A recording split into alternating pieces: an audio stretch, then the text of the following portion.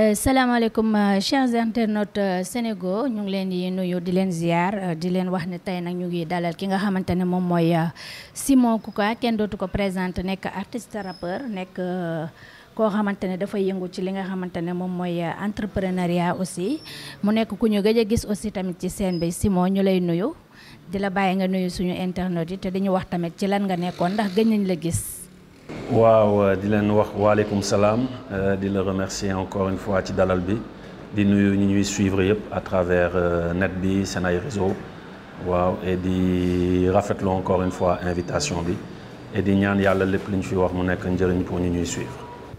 ci lan nga nekkoon Simon. ci lan laa nekkoon c'est un peu compliqué ça fait un moment ñu ngi may gis may yëngu ci wàllum consommer local. Donc ñu lancé le concept solo fii depuis 6 ans ren donc ñuy def promotion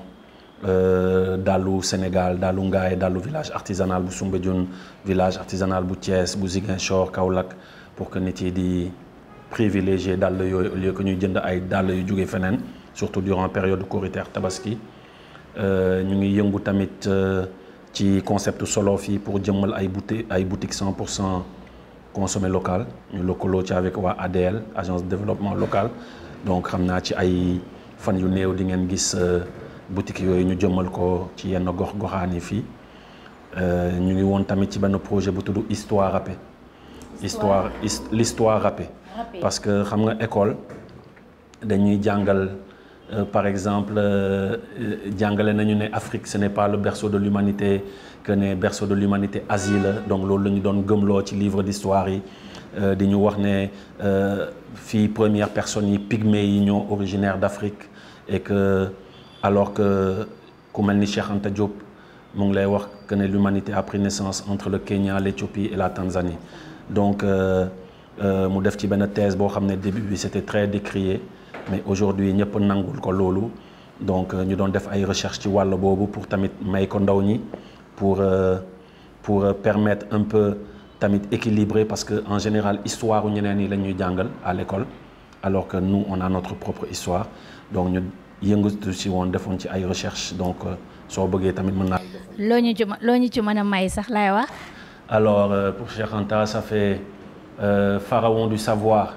démolisseur de mythes il a su redorer le blason de mes kémites. À 13 ans, il invente un alphabet pouvant transcrire nos langues africaines afin qu'on puisse les enrichir. En 1946, il embarque pour la France, où il s'inscrit à la Sorbonne et entame plusieurs licences. Chose pas facile vu le contexte de la colonisation, le racisme, la condescendance et autres abominations. En seulement 2 ans, il fait une licence en philosophie, chimie générale, chimie appliquée et des recherches en égyptologie. Se spécialise en chimie nucléaire, physique nucléaire, qu'il étudie dans le laboratoire de Frédéric Curie. En 1954, il publie Nation Négriculture, essai magistral qui fait mal clapper de toutes ces pourritures qui narraient l'Afrique en fonction de leurs intérêts. Le soi-disant continent sans histoire, il nous l'a déterré. Jërëjëf Cheikh Anta Diop.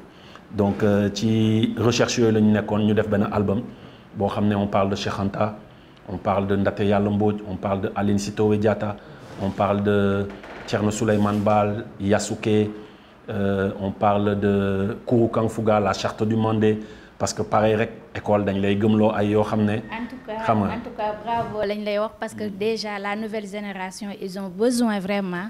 de connaître la vérité surtout par rapport à ce qu'ils nous enseignent à l'école. parce que comme ni nga koy waxee parfois li nga xamante ne moom mooy dëgg réellement l'histoire réelle duñu ko wax. est-ce que comprendre nga donc bu amee ñoo xamante ne ñu ngi def cette investigation là pour nous vraiment wan ñu li nga xamante ne moom ñun en tant que africain loolu moom la ñuy dund dina doon loo xamante ne ñu dinañu neex daal ñu ñëw ci li nga xamante ne tam mooy actualité ñu gis ne peut-être que am na ay nomination yoo xamante ne bees na fi côté artiste ñu doon laajte yow nan nga ko gisee maanaam la nomination de Nit Doff ak ki nga xamante ne moom mooy Kilifeu. waaw mënuñu lu dul rafetlu ko parce que c'est une marque de reconnaissance envers le hip-hop c'est une marque de reconnaissance envers le combat qu'ils ont mené même si ils n'ont pas mené de combat pour am ay poste mais aujourd'hui c'est pour montrer que dans le hip-hop il y a des personnalités et des dignes fils de ce pays qui sont hip-hopeurs mais qui peuvent avoir aussi ces casquettes-là et qui peuvent aussi prétendre à ce genre de poste. Donc ñun mënuñu lu dul rafetlu ko et ñaax leen wax leen ñu nekk les meilleurs des PCA yoo xam ne mës na am Sénégal ñu nekk vraiment le meilleur des voilà des dirigeants yi nga xam ne mës nañ ko gis ñu wane exemple par rapport à hip hop bi nu mu stricté ci ay valeurs am hip hop bi nu mu stricté ci ay codam qu'on puisse aussi voir ça dans les postes ñu leen nommé. léegi noo leen fas yéene def ak ki nga xamante ne moom mooy Nit Doff surtout si li nga xamante ne moom mooy kii bi nuñ ko culture urbain moom ñëw na si yéen depuis bañ ko falee ba léegi wala yéen dem ngeen si moom. Nit Doff déggante nañu pour voilà féliciter ko comme tout le monde on a fait des postes on l'a félicité on se connaît très bien waaw donc koo xam ne tamit wóolu nañ ko ci liñ ko jox la et puis comme ni mu ko waxee mënuñu lu dul féliciter leen encourager leen ñaax leen pour qu'ils soient meilleurs ci poste yooyu noonu ñu leen. mais noo leen paree pour liggéey ak ñoom. Nit Doff c'est un PCA. Un PCA, son rôle, c'est un rôle de contrôle, d'assister le directeur, de faire des suivis, voilà, mettre son veto, bu amee yenn voilà gaspillage yi wala affaire yooyu, c'est un rôle de contrôle quoi. Donc xam naa ne à part conseiller ko jox ko suñu xalaat ne ko su doon suñu sago lii ak lii et que tey artistes yi ils sont dans une certaine précarité comment faire de telle sorte que le statut de l'artiste que ça soit une réalité mais loolu c'est même pas dans le cadre bi ñu ko dénk mais que mu mun ci lëkkaloo ak ministre de tutelle premier ministre président que aujourd'hui le statut de l'artiste qu'il aboutisse enfin que tout ce qui est tey droit d'auteur droit voisin voilà surtout les droits voisins yi nga xam ne tey artistes yi douane di mën a reverser SODAV seen ay redevance par rapport ak droit yi donc ñaar sur loolu que ñu génn ci artiste boo xam ne tey day am problème nit yi di ko kettal affaire yooyu parce que quand même on a participé à toutes les alternances dans ce pays on a contribué à faire de ces jeunes là yi nga xam ne ñu intéressé wu ci politique on s'est vraiment battu pour ça durant décennie bi nii yëpp passé et voilà loolu conseil yooyu te ñoom xam nañ quoi pour man soxlawuñu xam nañ mais c'est un rôle de contrôle on n'attend pas forcément de dire impliquer leen ñu collaborer xam nañ ñoom la ñu war a def. ñu gis benn rencontre boo xamante ni kii di le premier ministre Ousmane Sonko defoon na ko ak yenn artistes yi mais ñu gis ne vraiment artistes yu mag yi nga xamante ni ñoom la ñuy wax de renom ñëw ñu ci convocation bi. léegi parce que dafa am artiste bu ndaw ak artiste bu mag. non boo déggee waa mais artiste la c'est vrai mais bon ñi nga xamante ne ñoom lañ doon xaar réellement ñi nga xamante ne ñoom la ñuy woowee carrément et vraiment artiste gisuñu leen fa. parce que ñi fa nekkoon woo ñu leen artiste ñoom Nit Doff c'est pas des artistes ñoom kilifa. non da ngay bañ a wax rek mais di nga wax lan moo tax. y a rien à dire. xam nga yaa ngi fa woon yow. man nekkuma fa. parce que bokkuma Pastef. non kon da nga bëgg a wax ne les artistes de Pastef ñoo fa nekkoon. non il a reçu les artistes de Pastef loolu mooy libellé bi xam nga nit yenn saa dañuy bëgg di extrapoler mais non c'est même pas les artistes de Pastef mais ñi nga xam ne ils ont soutenu le projet xam nga ils étaient là ils ont soutenu le projet ñoom la recevoir maintenant loolu ça concerne eux c'est leur cuisine interne. mais non attends c'est pas une cuisine interne artiste c'est artiste su fekkente ne yow dañ la fal en tant que premier ministre. pour man bu ñu nee artistes yi nga war a convoquer tu dois convoquer tous les artistes en fait. Wow. Mais le fait de dire que ne artiste APR wala artiste Pastef wala artiste PS c'est pas comme ça yow gisee woo noonu. man dama jàpp ne. il y a des rencontres qui vont se faire à la Kuli Hall su fekkee ne tu dois intervenir dans le secteur de la culture ce que sàkkatuma la le secteur des cultures urbaines. mais man ci lu ma xam ci rencontre boobu c'est les artistes qui ont soutenu la campagne qui étaient même en campagne avec eux la plupart ils ont presté ci bi ñuy def ñoom seen ay meeting ñooñu la ñu dajale pour ne leen le combat continue et cetera mais ñooñu ils ont choisi non damay daanaka rek man pour man encore une fois loolu c'est leur cuisine interne xam nga tey suñu newoon le PM appelle à une grande rencontre avec les artistes gisuñu fa ñenn ñi là on peut parler mais dama ne pour ce que j'en sais c'est les artistes qui ont soutenu le projet seen campagne qui étaient là bu ñuy meeting qui ont fait des propagandes sur les réseaux sociaux qui étaient sur les plateaux ñooñu la ñu recevoir. mais loolu mënul créer frustration nga foog après. Je suis pas frustré ku frustré c'est ton problème. man sama xalaat bu gàtt quoi. D'accord donc ñu ñëw ci li nga xamante ne moom mooy consommation locale bi nga xam ne tey gis nañ ne tu es engagé sur ça. Donc ñu gis ne à l'approche de l'ouverture gis nañ ne da nga ñëw pour vraiment inciter les Sénégalais pour ñu def li nga xamante ne moom mooy la consommation locale. waaw chaque année durant période bi damay comme ni mu ko waxee dañ koy def sur ay phase def nañ fi benn phase boo xam ne durant tabaski bi dañ doon ñaax sénégalais yi ñu jënd ay babouche yoo xam ne made in Sénégal yi jóge Ngaye jóge village artisanal du Soumbédioune rue 22 yenn village yi comme Thiès Ziguinchor Kaolack au lieu que ñuy privilégier di jënd ay babouche jóge feneen. Donc on a fait cette campagne là après campagne bi là ñu ngi lancé sax parce que démb lañ ko lancé la campagne pour sensibiliser les Sénégalais pour que durant la rentrée scolaire ñu jënd ay sacs made in Sénégal qui a été fait par nos artisans à nous au lieu que ñuy jënd ay sacs yu jóge ay Asie wala ay yeneen réew. loolu lan moo ko waral parce que on parle beaucoup de patriotisme économique et laaj nga ma sax lu tax ma raar ci yenn plateau yi parce que benn moment il y en a marre de parler que de politique. Et ce pays, malheureusement, on veut que les gens ne parlent que de politique. Il y en a ça, nit yi dañ lay invité sax di la ñaax pour nga wax gu ëpp pour que ñu mën ko titrer def benn incroyable révélation de Simon sur nangam etc. Alors que on peut pas tous faire ça. Donc looloo tax man ma jël wàll bi parce que ci combat bi la bokk tamit parce que tey le patriotisme économique si chaque Sénégalais par réflexe décide de se dire j'ai besoin d'un pantalon. balaa ma koy dem jëndi feneen damay dem ci Mame Cheikh mu ñëwal ma comme bu Simon ñëw wala peut-être bu Simon dafa ngand mais mu defal ma benn pain amul problème mais dama soxla chemise au lieu may naan ay chemise bi Italie la jóge wala marque sangam la wala ci Champs-Élysées la jóge ma am le réflexe dem jënd ko ci benn tailleur bi def chemise fii costume kazalika cravate kazalika dàll kazalika xaaral ma dem ci Cheikh dàll bi ma solal nii wala xaaral ma dem ci Bamba Lamotte wala xaaral ma dem ci Grand Mba Farabay Art si chaque Sénégalais a ce réflexe là kon suñu économie jéggi na fii tu vois donc ñun ci loolu la ñuy woo Sénégalais surtout ci rentrée scolaire nga xam ne chaque famille di nga jënd non seulement fourniture scolaire mais di nga jënd sac pour sa doom sac boobu noonu ak yére yooyu noonu ayez le réflexe d'aller chez nos artisans ngeen jëndee ko foofu au lieu que xaalis bi di dem ci keesu yeneen réew donc c'est pour ça qu'on fait ces campagnes chaque année c'est pour ça que tey ñuy remercier by the way Seneweb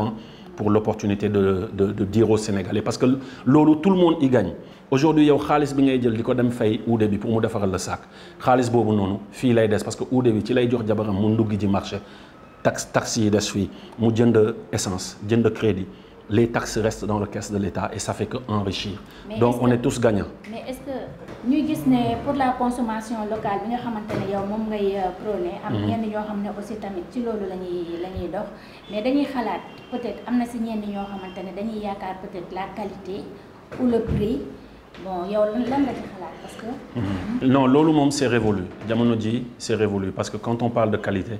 tey la plupart des artisans en tout cas ñun ñu ñuy liggéeyal ils se sont fait former. Niveau finition niveau dëgëraay moo gën a dëgër sac yooyu noonu ñuy importer tu vois am na benn sketch sax bu ñuy tourner ak ñaari comédien yi nga xam ne dañu jàpp benn sac importé bu jógee ci beneen réew ñu koy xëccoo sac bi dagg mais ñu jàpp sac bi nga xam ne fii lañ koy defaree ñu koy xëccoo mais fii ba waaye guddi sac bi daggul ñu foog ne sac bi daa am benn jinne bi ci nekk wala bi ci laxasu alors que c'est pour montrer ndëgërlaay bi c'est pour montrer tamit finition bi accessibilité prix yi tamit parce que les sacs quand même maintenant à partir de 6 000 tu as un sac ba 10 000 ba 15 000 ba 25 000 ça dépend de cuir de toile de trucs etc. Donc je me dis côté boobu et encore c'est même l'occasion de convoquer les Sénégalais et de les appeler parce que plus on est à acheter ces sacs maanaam ñuy gën a bëri ci jënd ay sacs made in Sénégal donc kon artisans yi di gis client donc prix yi di gën a wàcc donc ñun ci loolu la ñuy woo Sénégalais bu ñu amee le réflexe di gën a jënd prix yi day gën a wàcc. Et tamit saak yi day accessible et tamit c'est à nous de challenger suñu ay artisans même si def na erreur defal la benn yoon benn affaire boo xam ne dëgërul nga ñëw ne ko mais petit frère wala mon frère wala ma sœur bàyyil xel ci lii parce que ay ñoom Yves Saint Laurent ils ont commencé comme ça ay ñoom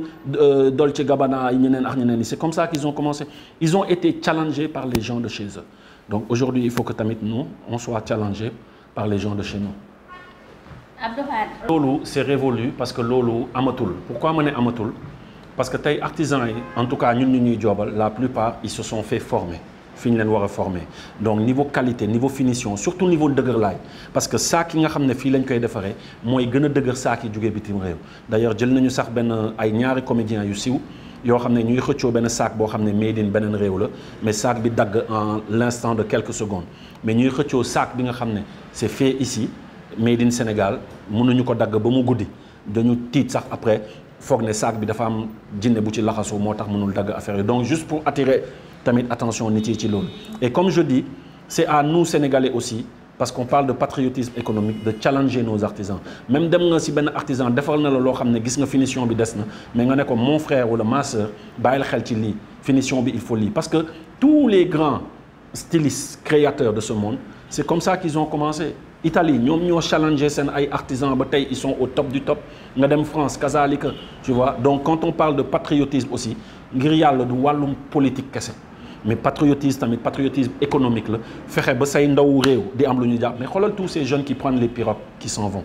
c'est un non mënoo ko sax tu peux même pas mettre de terme là-dessus tellement c'est abominable. Mais pourquoi? Parce que tamit on challenge pas, on ne donne pas la chance aux fils de chez nous. On préfère dire ah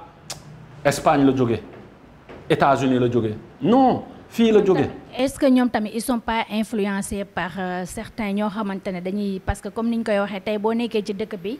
nga am benn melokaan boo xamante ne noonu ngay mel nga gis benn Simon di dem di voyage di ñëw nga gis que vraiment accoutrement changé na alors que made in Sénégal peut-être que ñëw na waroon na mun a wane loolu xam ne moom peut-être que dem na yàgg na wala dem na mi ngi ñëw mais dara changé wul si moom donc un jeune bi nga xamante ne moom gisul dara lu dul Eldorado comme ni ñu koy waxee ñëw ne gis na un comportement boo xamante ne si moom am na ko mu bëgg ko am est-ce que kooku moom tamit yow influencé woo ko quelque part pour que moom muy xool li nga xamante ne moom mooy côté international quoi. ama man de su fekkee ne man de ku ma influencé defe naa sa xel du nekk ci ay dem à la recherche de l'Eldorado parce que ci sama ay sound joxe naa ci ay firndeel le pourquoi ñu war a privilégier Sénégal ci marque bi ñu njëkk a lancé muy Jollof for Life. C'est tamit benn enseigne pour wane loolu on était tamit en France xaw fa yàgg mais décidé ñibbi pour ñëw investir suñu réew donc ñun on n'a pas pris le chemin contraire naan dañuy dem mais ñun dañu jël chemin ne dañuy ñibbi si investir fii te depuis bi ñu ñëwee investir bi ñu investir fii ñu ngi ciy gis suñu bopp tu vois. Beneen affaire bi mooy tey ku gis Simon man su may voyager man li may sol de la tête aux pieds c'est des marques c'est des stylistes sénégalais c'est des marques sénégalaises c'est des tailleurs sénégalais et des maroquiniers cordonniers ñoo may ñëwal man ma nekk New York ma nekk Paris je suis benn vitrine pour le stylisme sénégalais pour la mode sénégalaise pour les marques sénégalaises et pour les artisans sénégalais. Donc loolu c'est juste pour dire que ne l'avenir c'est ici et c'est maintenant qu'il faut le comprendre. Je dis si chaque Sénégalais prenait benn réflexe ne man je m'habille 3 fois ou 4 fois par semaine chez l'artisan de mon quartier pas l'artisan de Simon qui est dans Solofi mais l'artisan de mon quartier ou l'artisan de ma ville je m'habille 4 fois par semaine pas que les vendredis mais dama ne suñu économie day ji da ngay gis day décoller tu vois bu ci état ñëwee encore lëkkaloo yóbbu level affaire bi beneen level mais kon dépassé nañu fii ñu toll ñun ci loolu la ñuy woo Sénégalais. Mais est-ce que loolu soxlawul une très grande visibilité comme par exemple envahir peut-être les réseaux sociaux. C'est ce qu'on est en train de faire là avec Sénégo mais engagement bi nga am nii. mu am ñeneen yoo xamante ne dañ koy am ñu war a xam ne vraiment dañu war a consommer local. man pour man mu ngi ñëw parce que xam nga tey xoolal suñu série yi par rapport ak avant tey suñu série yi la plupart et damay rendre hommage à une dame comme Calista qui aujourd'hui toutes les séries qu'elle fait xoolal même les noms qu'elle donne aux acteurs c'est des noms yoo xam ne africains la tey ci yére yi da ngay gis styliste africains yi ñooy solal acteurs yooyu noonu donc ça commence da ngay dem ci suñu ay plateau télé kenn ku mel ni Pape Cheikh Diallo tu le vois tout le temps faire la promotion d'un artisan boo xam ne moom lay defee émission alors que avant c'était des chemises costumes cravates yoo xam ne feneen lay jógee dama ne même costume cravate on a des gens ici qui peuvent te le faire mieux que yenn saa yi ñu nekk fële. Donc pour ay DJ Boops, c'est l'occasion de leur rendre un hommage. Ay Abba, tous ces gens ils font des émissions et tu les vois. Et le couple présidentiel. Le couple présidentiel, récemment la première dame, quand elle a eu le sac Néné Yaya, quand elle s'est habillée avec vraiment, c'est magnifique. C'est-à-dire nous ngi dem ci loolu ba ci artistes yi tey da ngay gis la plupart des clips. Keroog maa ngi gis benn clip One Lyrical dama koy woo sax ne ko mais booy yére bi nga sol wala yére bi nga sol sa affiche booy kan moo la ko defal mu ne la tailleur sangam yónnee la Samba Peuzzi et IS 814 on voit les nouveaux clips yuy génn ba ci Mia Guissé qui actuellement fait partie des plus visibles ñoom Wali qui est habillé par Afchal un gars avec qui on travaille dans Solofi Afchal bi nekk Grand Yoff. Donc pour son dernier concert, les derniers concerts, Afchal aussi, qui a habillé beaucoup à Mia, à Samba Peuzzi, affaire yooyu. Donc, pour dire que ça arrive, mais il faut que les Sénégalais aient complexe. Non, finition, non, de cher parce qu'ils ne voient pas beaucoup d'entre vous. S'ils voient beaucoup d'entre vous, les coûts vont baisser. De cher parce que la matière première, elle est importée. Aujourd'hui, il faut mettre la pression. Dans ma une anecdote. Nous, est-ce que nous, nous ñëw bokk ci législative yi pour mën a dem ci assemblée pour mën a wax nit yi ne il nous faut une tannerie ici il nous faut tamit ay industries yoo xam ne fii la ñuy transformer cuir bi fii la ñuy transformer coton bi mën a am suñu ay propres tissus pas que le wax et cetera. pourquoi pas war na mën a nekk parce que waru leen utal seen bopp limite. looloo tax ma ne ñu ngi ci réflexion yooyu noonu te incha allah bu antoo rek on va revenir et on va parler aux Sénégalais mais on a besoin que Sénégalais yi am fibre patriotique boobu fibre patriotique encore une fois ce n'est pas que politique. La fibre patriotique, c'est l'économie. Même si nous sommes allés à Aline Sitoé Diatta, c'était ça son combat. De fait, nous fait que Casamance, Occident, nous avons non, retour à riz rouge, nos traditions. La semaine grégorienne, c'est 7 jours. Non, la semaine Djola, c'est 6 jours. Bailen dit enrôler au Tisen armée. Bailen dit jënd sen suukar bi ñu bëgg ñu imposer déjà baaxul. Jënd leen lem bi nga xamné suñu mbokk yi ñu koy défar ci biir àll bi. C'est ce genre d'état d'esprit qu'on veut ramener et qu'on aimerait que chaque Sénégalais se l'approprie. Maintenant, par rapport à la rentrée scolaire, c'est l'occasion de remercier l'ADL qui a fait de moi un ambassadeur de l'Agence de développement local pour la promotion vraiment de nos produits et surtout des artisans qui sont issus à terroirs. Donc là, on est vraiment en train de faire la sensibilisation. Moi, on va sur Terroir fii Sénégal. Après, nous allons enchaîner yenen plateau pour juste ñaar Sénégalais ne leen rentré baa ngi ñëw chaque famille lillahi wa rasuli am leen réflexe jënd ci suñuy mbokk artisans sénégalais au lieu que di jënd feneen. Donc c'est ce message qu'on porte partout. C'est ce message pour dire que il y a de la qualité elle est là. On ne fait pas la promotion que de nos artisans, mais qui n'est que Matam, nous xol kan mo fay defar sac à Matam. Qui n'est que Kédougou, nous xol kan mo fay defar sac à Kédougou. Qui n'est que Fatick Kazalika, qui n'est que Kaffrine, qui n'est que Kaolack, Saint-Louis, Louga. Fépp fo nek dans les 45 départements. Dem len vers nos artisans, vers suñu ay oudé yu defar ay sac. Ngeen jëndé sen sac fofu au lieu de jënd ay sac. Mais lolu rôle état bi lan la ci? Bon, rôle état bi, là, nous, on est en partenariat avec le ministre de l'Artisanat aussi, M. Diao, qu'on salue au passage. Mon tamit, franchement, mon aussi Diapo Boubar, à travers campagne UNIDEF, à travers communication. On a fait une réunion avec M. Diao et le ministre de l'Éducation, M. Moustapha Guirassi. Nous avons déjà commandé un lot de sacs. Commandé un sac déjà pour la rentrée scolaire. On travaille aussi avec l'APIX. C'est l'occasion de remercier Bakary. Bien ay jeunes ñoo fa nekk, ay jeunes, même Jean-Michel Bouhaner. Donc tout ça, on a pris langue avec eux pour que l'affaire décoller. Et c'est l'occasion aussi de remercier Koumelni Toussaint Manga de la LONASE. C'est grâce à lui qu'on peut faire un peu tous ces plateaux et le lancement qu'on a fait hier. Donc, de remercier Boubar Toussaint Manga pour son soutien. Mais ay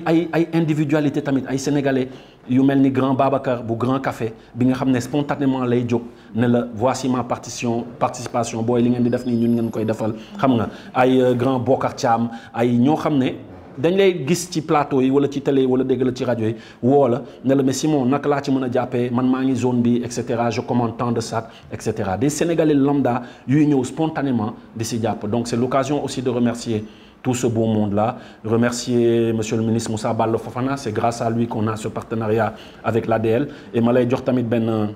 benn info grâce à l'ADL dans quelques semaines dinañu jëmal ay boutiques 100% consommé local boo fa ñëwee ay produits sénégalais kese nga fay fekk ci wàllum lekk ay fognon ay maïs bi on va sceller un partenariat avec la fédération des boulangers pour que pain à base de farine bi sénégalais yi bàyyi ko mais ñuy jël pain à base de nebedaay à base de mil à base de maïs nga xam ne c'est plus sain même pour suñu santé donc boutique yooyu boo fa ñëwee ay conteneurs la donc il y aura 3 types de conteneurs benn conteneur bi lépp luy lekk di nga ko fa fekk comme produits yu ma lim nii produits de transformation ñuy liggéey avec les femmes tamit yi nekk dans la transformation de nos produits céréaliers et cetera lépp luy tamit ay marques même comme suñu mbokku taalibe Moustapha qui fait miel d'Afrique miel bi nga xam ne fii lay jógee donc de valoriser ces produits yi nga xam ne fii la jógee. mbaa dinañ ko pérenniser rek. parce que loolu mooy problème mu sénégalais yi quand même. boutique lañ koy teg. Et c'est l'occasion de remercier monsieur Signaté et toute l'équipe de l'ADL parce que ñu ngi ciy xar seen tànk tubéy pour qu'on ait des boutiques 100%. benn conteneur bi lépp luy lekk la deuxième conteneur lépp luy habillement di nga fa ñëw fekk ay ñoom manjon comme yére yi ñoom maam Cheikh yi may defal truc donc lépp luy yére lépp luy basket dàll que ça soit des chaussures de ville wala des chaussures basket boo ñëwee di nga ko fa fekk troisième conteneur bi ça sera lépp luy mobilier comme ça dinañ ñëw sax Sénégal au lieu que ñuy jënd ay chaises yoo xam ne Chine la jóge mais ñu proposer leen ay Chine yoo xam ne ay chaises yoo xam ne suñu ay artisans ñoo ko defar. loolu dinañu neex Simon ñu lay remercier di leen wax ne ba léegi di leen ñaax ci moom li nga xam ne moo ko fi indi surtout la consommation locale ñuy wax ne tey jii képp koo xamante ne yaa ngi koy def di nga dimbali ñi nga xam ne ñoom ñooy les artisans ñu mën a créer ay emploi ba pare gën a gis seen bopp ci li nga xamante ne moom la ñuy liggéey. Simon ñu ngi lay bàyyi nga tàggatoo wax ñu lan mooy. di leen remercier defe naa dernière émission bu ma def fii laa ko def à chaque fois quand j'ai l'occasion de parler de consommer local franchement damay ñëw gis leen et ngeen ubbil ma vraiment seen ay plateau di remercier avant tout Sénégal et vraiment toute l'équipe surtout yow ñoom Aïda bi nga xam ne sonal naa ko trop mais di leen remercier vraiment ci dalal bi di leen wax ne voilà là on est sur la campagne jàngi jee saaku fii mon sac est local et bëgg tamit bépp ndaw bépp parent d'élève bàyyi ci xel ne tey suy jàngi ji na jàngi jee benn sac boo xam ne fièrement day ne lii fii lañ ko defaree te du machine ay loxo ñoo ko defar donc man am naa exclusivité am sac sama réew donc di si ñaar parents d'élèves yi ñu am ci réflexe boobu waaw loo tax déggoo ma ne la ñu ngi ciy liggéey avec le ministre de l'éducation il y a un très très large projet qu'on est en train de dérouler et gis nañ ne daal nguur gi nii ñëw ils ont au moins cette vision de ce patriotisme économique et on espère vraiment que ça va se concrétiser ak ay projets yu pérennes ak ay projets yu solides ak tamit ñu jëmmal loo xam ne tey sénégalais yi nañu mën a ak donc ci programme yooyu la ñu ne je vous ai parlé de la boutique 100% locale avec l'ADL donc xam naa ci ay fan yu néew bés bu ñu ko waree inaugurer on passera vous voir et on va faire du bruit autour de ça. di wax ne là on s'apprête aussi à aller aux États-Unis en tournée pour parler de l'histoire râpée avec Docta pour parler tamit de l'engagement à travers l'art donc on sera à Saint-Laurence la semaine prochaine mooy semaine du 24 bi Saint-Laurence après Saint-Laurence on va faire SUNY Université après on sera tamit à Crane School Crane Music School su ma juumul on ira aussi à Amherst rencontrer ki nga xam ne moo tax tey ñu am toutes ces tournées aux États-Unis muy le docteur Cheikh Thiam qui enseigne là-bas à Amherst University voilà dans le Massachusetts donc bu ñu paree Massachusetts war nañ dem Tennessee University of Tennessee tamit après ñëwaat New York doog a ñibbisi pour wax ne tamit sénégalais yi nañ ñu xaar on arrive aux États-Unis à partir de la semaine prochaine inchallah on a 4 à 5 états yu ñu war a def tout ça aussi dans la promotion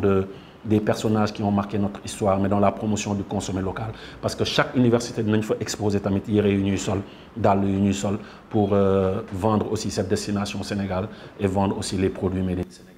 En tout cas merci beaucoup ñu ngi leen di sant di leen gërëm di leen wax ne Simon lañ dalaloon tey mu ñëw ci li nga xamante ne moom mooy consommation locale ñun tamit ñuy àddu ci même tempo di wax ne la ngeen di consommer local parce que consommation locale boobu ngeen di def day tax suñu artistes yi di nekk loo xamante ne dañuy créer ay emploi te on en a besoin mu tax tey peut-être suñu jeunes yi duñu jëlati gaal yi di dee ci géej gi donc mu nekk loo xamante ne vraiment ñu ngi leen ciy ñaax bu baax a baax di leen ci encourager pour ngeen def li nga xam ne moom mooy consommation locale